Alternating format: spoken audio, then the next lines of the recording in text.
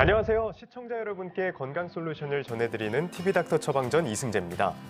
질환 이름 중에 운동 이름이 특이하게 붙은 것들이 있죠. 테니스 엘보, 골프 엘보를 예로 들 수 있는데요. 오늘은 그 두 가지에 대해서 자세히 알아보겠습니다. 정형외과 전문의 이승하 선생님과 함께합니다. 안녕하세요. 안녕하세요. 네, 선생님. 테니스 엘보, 구체적으로 어떤 증상이 생기는 건가요? 테니스 엘보는 팔꿈치 관절 부위 통증의 가장 흔한 원인이고 또 과사용 질환의 대표적인 질환으로서 팔꿈치 바깥쪽 외상가 부위에 시작하는 손목과 손으로 가는 펴는 힘줄 부위에 염증이 생기면서 발생하는 질환입니다. 그래서 외상과염이라기도 하고 일반적으로 설명할 때는 테니스 엘보 혹은 힘줄의 염증이라고 설명하기도 합니다. 네, 팔꿈치 쪽 힘줄에 생기는 염증이다 이렇게 말씀을 해주셨는데 테니스 엘보 말고 골프 엘보도 있잖아요. 이 두 개가 차이점이 뭔가요? 네, 골프 치는 사람에게서 많이 발생한다고 하여서 이름을 골프 엘보로 지었는데요. 이는 팔꿈치 안쪽에서 시작하는 힘줄이 과사용되어서 생기는 통증이 생기는 질환을 말하는데요. 바깥쪽에 이상이 생기는 테니스 엘보하고는 구별을 할 수 있습니다. 네, 그러니까 팔꿈치 안쪽에 생기면 골프 엘보, 바깥쪽에 생기면 테니스 엘보 이런 말씀이시군요. 알겠습니다. 좀 그런 생각을 할 수 있잖아요. 운동선수들한테 생기는 질환인가 보다 이렇게요. 네, 운동하고 관련돼서 발생할 수 있는 질환으로 생각할 수 있는데요. 하지만 실제 골프 연습하다가도 테니스 엘보가 오는 사람도 있고 혹은 테니스나 골프하고 전혀 관계없는 사람이 이 질환이 오는 경우도 있습니다. 그래서 사실 주된 원인은 손목과 팔꿈치 관절을 과도하게 사용하면서 생기는 질환으로 보면 되는데 팔꿈치 부위에 힘줄의 염증으로 보고 있고요. 최근에 그 테니스 엘보나 골프 엘보를 서로 따로 구분하지 않고 그냥 내측, 외측, 후방 테니스 주관절로 분류하기도 합니다. 그러면 혹시 특히 많이 발생하는 그런 연령대가 있을까요? 예, 보통 35세에서 50세 사이에 레크레이션 수준의 경기자 하는 사람들이 잘 생기고요.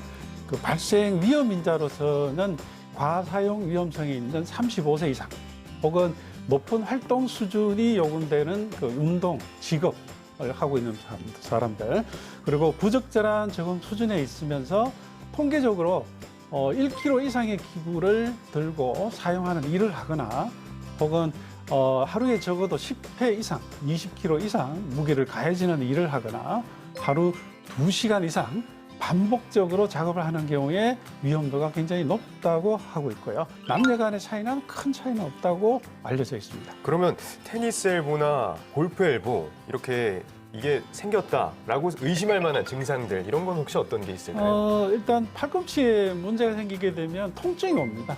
팔꿈치 바깥쪽 혹은 안쪽에서 서서히 통증이 발생하게 되고 대부분 안쪽이든 바깥쪽이든 특정 부위를 손가락으로 아픈 부위를 지적할 수 있습니다. 특히 물건을 잡거나 이 물건을 들어 올릴 때 이 통증이 많아가지고 이 물건을 떨어뜨리기도 하고요. 일상생활에서 세수나 양치, 머리 말리기라든지 식사 등에서도 이 불편할 정도로 통증이 오는 경우가 있습니다. 팔꿈치 통증과 관련한 사연이 도착했습니다. 선생님께서 사연을 잘 들어주시고요. 그에 맞는 처방 내려주시면 됩니다. 예. 네, 사연 들려드릴게요. 예. 안녕하세요. 30대 남자입니다. 코로나19로 인해 사회적 거리두기를 하다 보니까 일도 재택근무가 일상이 됐고요. 친구들이나 지인을 만나는 것도 쉽지가 않습니다. 또 그러다 보니 제가 하루 종일 컴퓨터 모니터만 바라보면서 키보드만 이렇게 두드리고 아니면 이렇게 스마트폰하고 하다 보니까 또 그리고 제가 스마트폰 게임이 얼마나 재밌는지 요새 알게 됐습니다. 그래서 푹 빠져가지고 휴대폰을 손에서 놓질 못하고 있네요.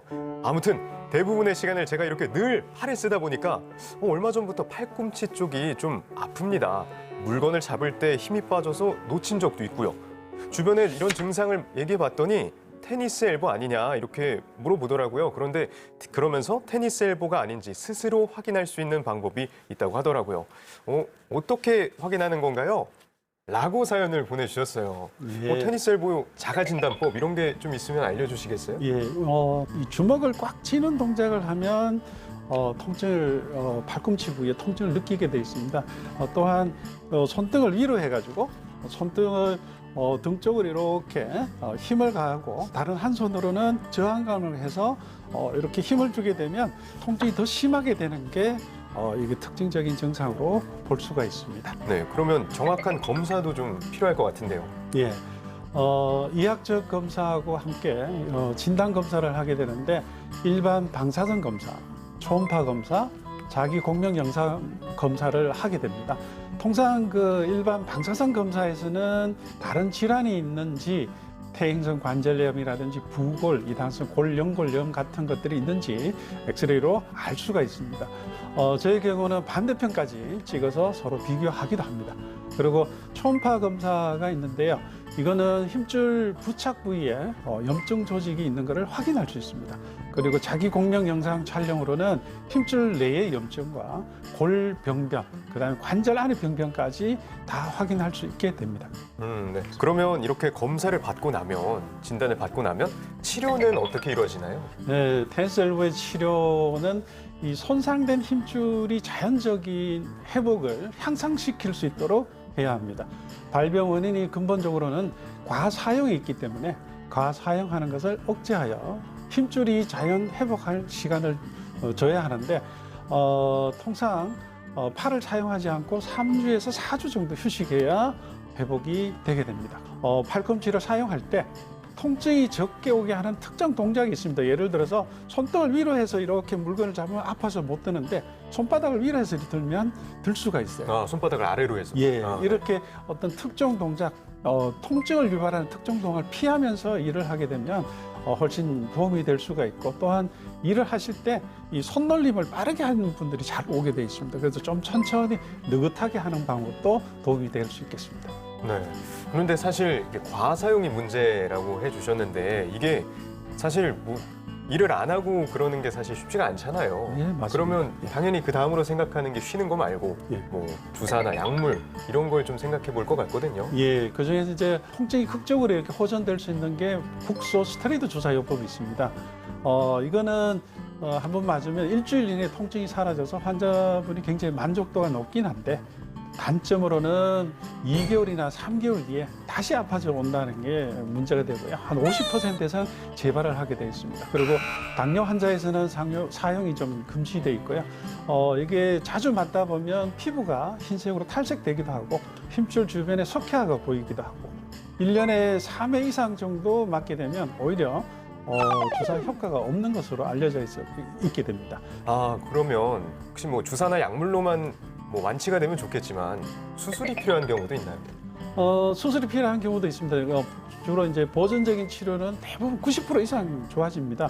그래서 수술로 가는 경우는 거의 잘 없기는 한데 양질의 치료, 재활 치료라든지 이런 것들이 실패할 경우가 있고요. 한 6개월에서 1년간 계속 반응이 안 되고 반복해서 통증이 올 때 혹은 너무 심한 통증에 대해서 이 환자의 삶의 질이 너무 떨어져서 환자가 받아들이지 못할 경우에는 수술을 시행하게 됩니다.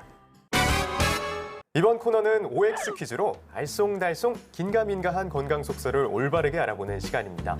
선생님, 문제 내주시죠. 예, 테니스 엘보를 방치하면 50견으로 발전하기도 한다. 테니스 엘보가 50견이 된다. 이거 잘 모르겠지만 테니스 엘보는 일단 팔꿈치고 50견은 어깨인 거까지는 알거든요.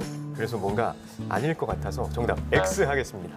예, 정답은 X입니다. 맞았네요. 예, 그렇죠. 좀 맞습니다. 자세하게 예. 설명 좀 해주시죠. 네, 아까 잘 말씀하셨듯이 팔꿈치에 오는 테니스 주관절하고 그다음 어깨에 발생하는 50견은 발생 기전과 해박적 위치가 다 다르기 때문에 임상적으로는 별개의 질환으로 보고 치료를 합니다.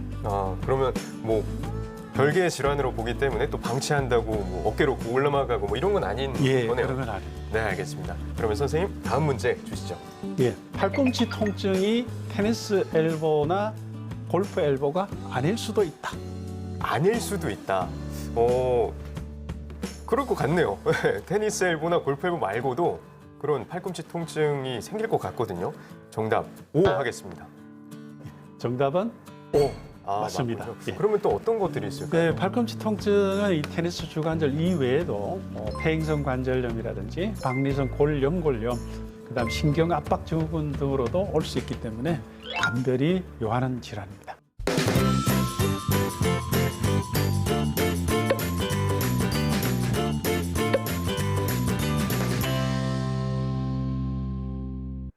TV닥터 처방전 벌써 마칠 시간이 됐습니다. 선생님, 마지막으로 한 말씀 부탁드립니다. 예, 오늘 테니스 엘보, 골프 엘보 등 팔꿈치 통증에 대해서 말씀드렸는데요. 이러한 질환들은 일반적으로 과사용으로 인해 발생하기 때문에 위험인자에 노출된 환경이라면 일하거나 운동하는 방법을 잘 조절하여 발생하지 않게 예방하는 것이 제일이라 생각됩니다. 평소 가벼운 스트레칭, 그다음에 근력을 좀 키워서 이러한 질환이 오지 않도록 하는 것도 도움이 될 수 있겠습니다. 네, 선생님 오늘 말씀 감사합니다. 예. 다음 주에도 유익한 주제로 돌아오겠습니다. 대한민국 모두가 건강해지는 그날까지 TV닥터 처방전 다음 주에 만나요.